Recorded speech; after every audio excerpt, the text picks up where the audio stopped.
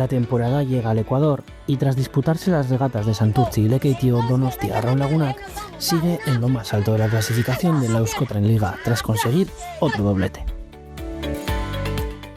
Bueno, azkenen oso pozik gaude indegun asteburuarekin, atzo kale zainonetik atera genuen bentaja guztiarekin eta gaurko kalean ere bai lan ona indaz, bi emaitza positibo lortu ditugulako eta oso kontent.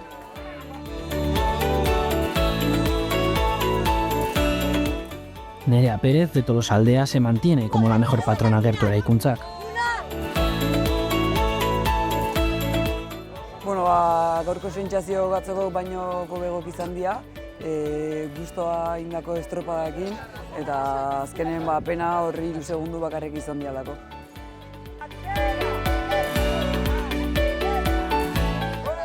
En la competición masculina, Orio Orialki sigue vestido de rojo tras hacerse con 2 victorias consecutivas.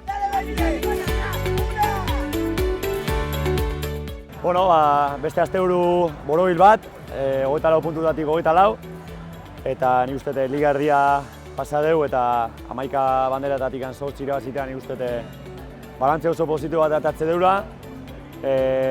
Ikusi deu, edozen aurkari sartzeko kapaza dela aurreko asteburutan, da gaurre bai asko kosta izan zaigu, bigarren gotandako denbora hobetzea, baina bueno, nik uste bai atzo eta bai gaurre estropada oso serioak ditugula eta bide honetik goazela.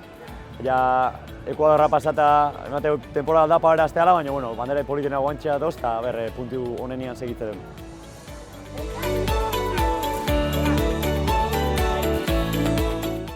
El maillot gris de mejor patrón CaixaBank sigue en manos de Joseba Munarriz, patrón de Orsa Hondarribia.